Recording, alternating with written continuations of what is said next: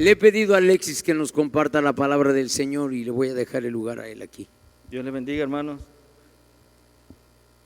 Abran sus Biblias en el libro de Oseas, capítulo 10, versículo 1 y 2. Amén.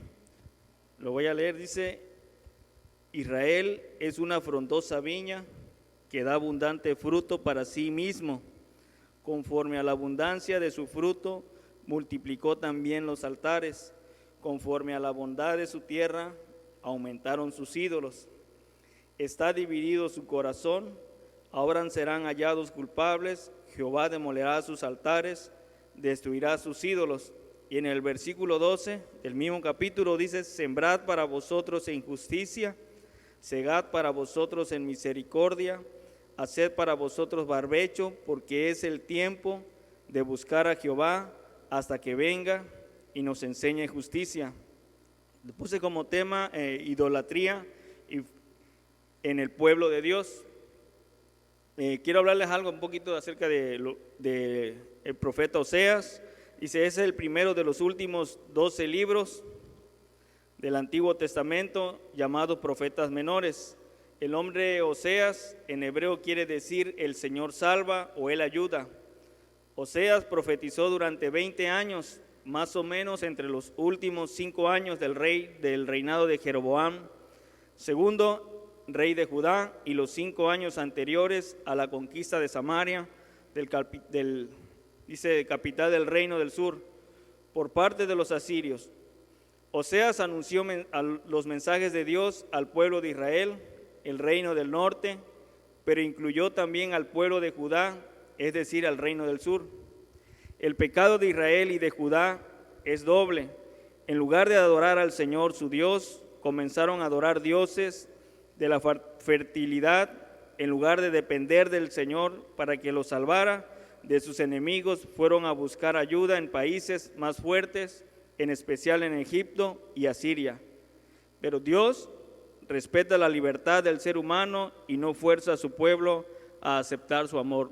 Dios, pues nosotros sabemos que Dios nos ha dado el libre albedrío, que Dios no nos fuerza a buscarle, Dios no nos fuerza a que vengamos, ¿no? Nosotros, Dios nos ha dado, ¿no?, el privilegio y la tremenda responsabilidad de nosotros buscarle al Señor, porque Dios no hace robot. Usted, pues por la misericordia de Dios, ¿no?, venimos hoy a adorar al Señor. Ahí en el versículo 1 dice, el capítulo 10 vemos el pecado de idolatría en el pueblo de Dios. Empezaron a retener sus bendiciones y esto le llevó a que sus bendiciones le fueran estorbo. Las bendiciones de Dios le fueron de pecado y sus corazones terminaron divididos y no le pertenecía totalmente al Señor el corazón de su pueblo. Luchaban entre Dios y sus ídolos. Primero dice, vamos a ver que retener las bendiciones que Dios nos ha dado. Eso se vuelve en idolatría en nuestro corazón. Ahí en el versículo 1 del capítulo 10 dice que abundante fruto para sí mismo, ¿no? Pues a la mayoría de nosotros, creo que a todos Dios nos ha bendecido. Dios, pues hoy nos prestó la vida, Dios nos ha dado un trabajo, Dios nos ha dado un matrimonio, Dios nos ha dado hijos. O sea, Dios, si usted se pone a ver, Dios, hay muchas cosas de las cuales Dios nos ha bendecido, de las cuales Dios nos ha dado, ¿no? Gracias a su bondad, porque la Biblia dice que Él es bueno, ¿no? Pero cuántas bendiciones que Dios nos ha dado nosotros hemos puesto, ¿no?, bajo su señorío. Cuántas de las cosas que Dios con las que Él nos ha bendecido, nosotros le hemos puesto, ¿no?, en su mano. Yo, gracias a Dios que pues Dios me ha dado una esposa, me ha dado hijos, y con ellos cuando nos toca el aseo, ¿no?, pues nosotros venimos y hacemos el aseo, estamos sirviendo, ¿no?, un poco al Señor, ¿no? Es lo que nos han enseñado, ¿no?, a servir al Señor, ¿no?, con nuestra familia, a buscarle, ¿no?, aunque ellos ahorita son pequeños, ¿no?, pero nosotros no pudiéramos dejarlos en la casa y venir nomás mi esposa y yo a realizar el aseo, ¿no? Pero desde que estábamos en Betania, en la otra iglesia, desde pequeños les decía, bueno, ustedes van a empezar a limpiar las sillas, ¿no? Y ahora ya es algo que ya, pues después uno se da cuenta que sí ayudan, ¿no? Gracias a Dios. Dice, si no ponemos las bendiciones que Dios nos ha dado a su servicio, estas se van a convertir en un obstáculo para nuestra vida, ¿no? Si nosotros empezamos como les decía yo, no, ustedes no vengan porque pues, para que no se cansen, para que no se asoleen, entonces eso empieza a ser un ídolo en tu corazón, ¿no? O alguna otra cosa que tú puedas tener, ¿no? Que puedas utilizar aquí tal vez en el servicio del predio, no, porque si yo lo llevo, se van a romper, entonces hay cosas en que el hombre empieza a querer retener, y en vez de ponerlo y que sirva o que haga algo para el servicio del Señor, nos empezamos a quedar con ello, ¿no? En Primera de Crónicas 29, 14 dice, porque ¿quién soy yo y quién es mi pueblo para que pudiésemos ofrecer voluntariamente cosas semejantes? Pues todo es tuyo y de lo recibido de tu mano te damos. El versículo 16 dice, oh Jehová Dios nuestro, toda esta abundancia que hemos preparado para edificar casa a tu santo nombre, de tu mano es todo es tuyo. Todo lo que tenemos le pertenece al Señor. Todo lo que Dios nos ha dado, ¿no? Le pertenece al Señor. Nuestra salud le pertenece al Señor. Dice, de tu mano es y todo es tuyo. Charles Windoll dice que David tenía riquezas sin límites, pero estas nunca se adueñaron de su corazón.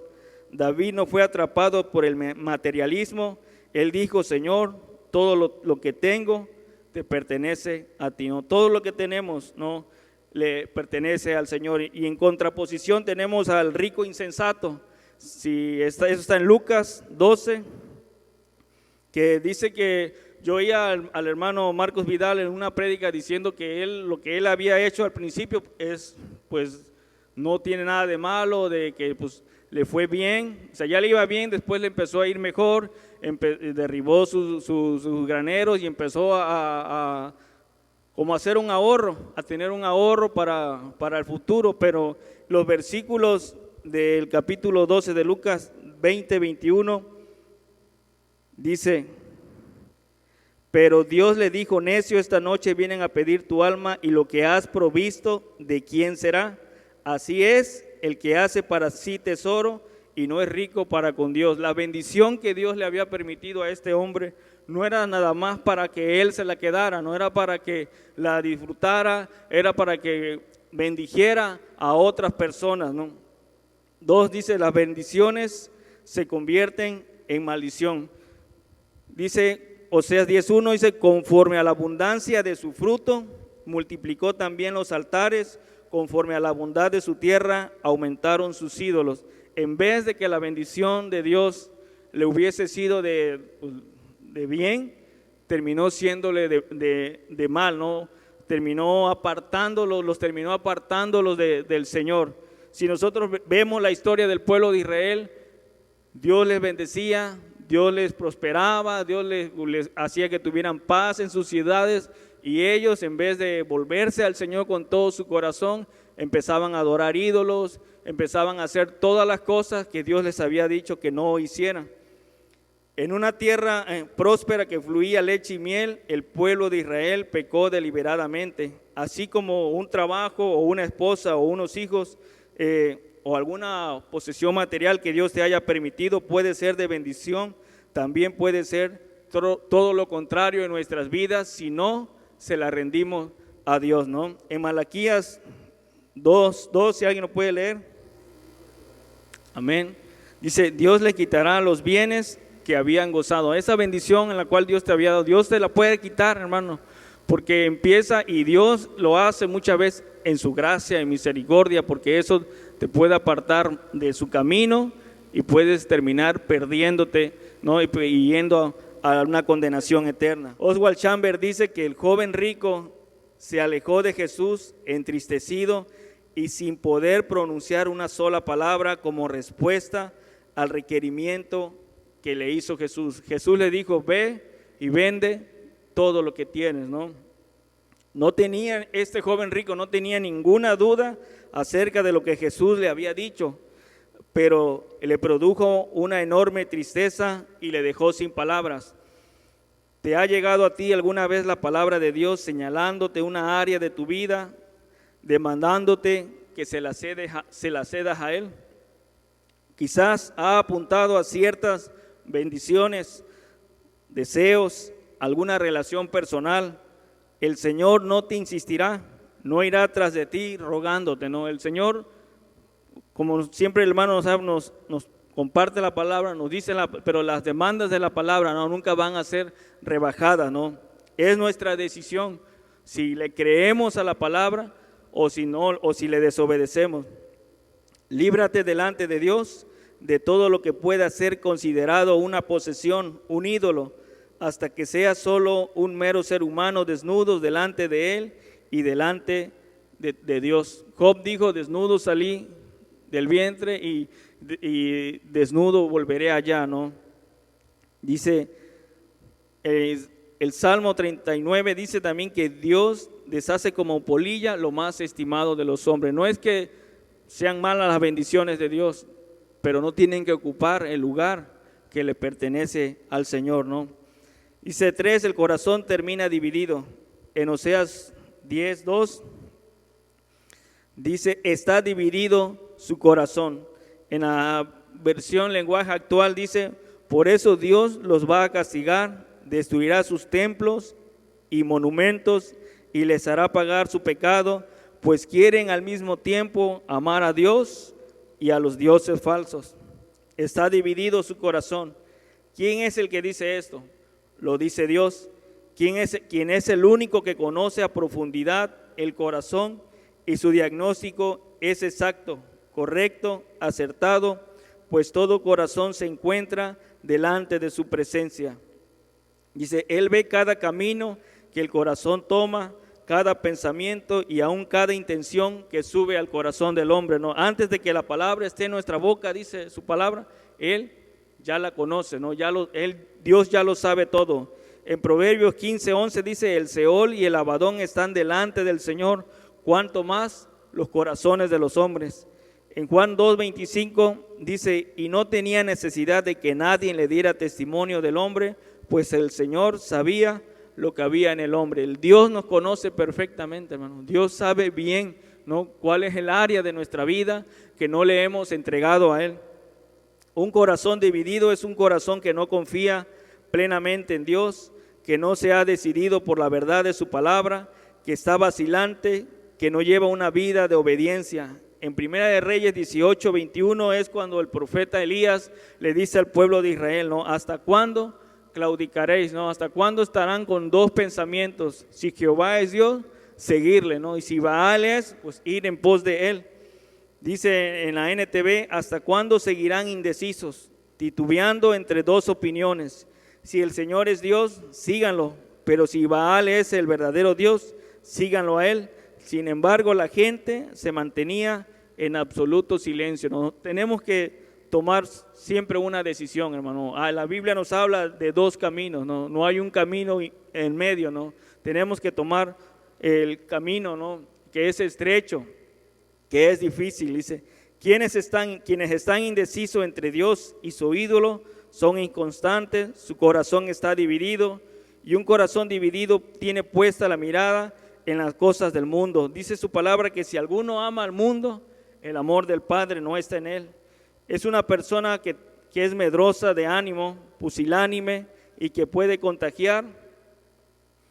Dice, a los que tratan de esforzarse y tratan de llevar una vida que le agrade a Dios. Esto está en Deuteronomio 28, cuando el pueblo de Israel iba a ir a la guerra. Dice que cuando pasaban lista, el capitán o el general tenía que decir, ¿alguien tiene miedo?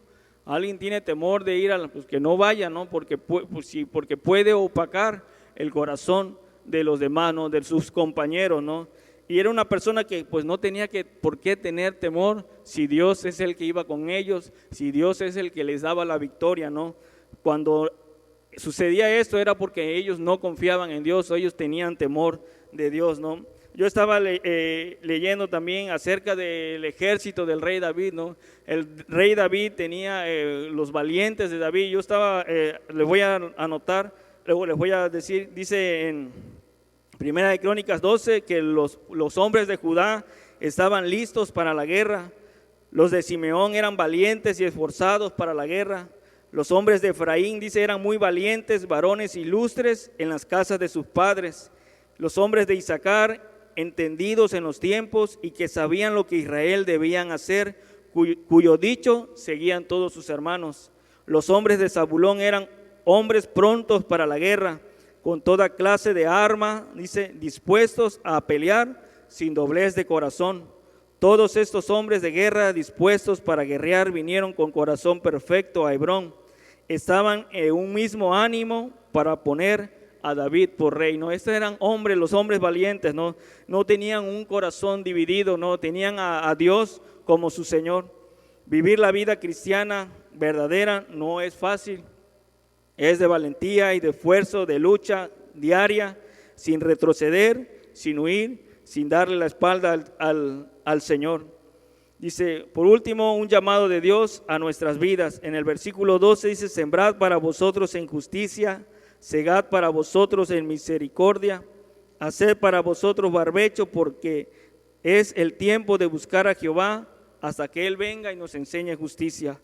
No pueden esperarse verdaderos frutos si no se aplica ninguna disciplina al corazón, si no se rompen con el pecado que está arraigado en el corazón y en el carácter. Y si el carácter no se reforma a fondo. En realidad, el barbecho tiene que dar paso a una vida nueva, ¿no? Es imposible, como nos han compartido, ¿no?, vivir la vida cristiana por nuestras fuerzas. Necesitamos al Espíritu Santo, necesitamos al Señor Jesús haciendo la obra en nuestros corazones, ¿no? En Juan 3:3 dice, respondió Jesús y le dijo, de cierto te digo, que el que no naciere de nuevo no puede ver el reino de Dios. Necesitamos al Espíritu Santo, ¿no?, para que Él quite todo lo que está estorbando en nuestro corazón, aquello a lo cual nosotros hemos puesto como ídolo, ¿no? Muchas veces necesitamos que el Señor venga y abra los ojos, ¿no? Y abra los ojos de nuestro entendimiento. Dice, no basta con un cambio de conducta de su vida, sino que se necesita un cambio de corazón. Es necesario nacer de nuevo, un cambio absoluto y radical, obra de la regeneración espiritual llevada a cabo por el Espíritu Santo en el corazón del pecador. Este cambio radical es un don de Dios. Es necesaria una nueva vida, pues el nacimiento es el comienzo de la vida. No hay que pensar en poner parches al viejo edificio. Es preciso empezar por los cimientos y adquirir una nueva naturaleza y por consiguiente nuevos criterios, nuevos afectos, nuevos objetivos, una conversación de la idolatría al Dios verdadero, ¿no? Eso es todo, hermano. Espero sea de bendición, que el Señor les bendiga. Jehová te bendiga y te guarde.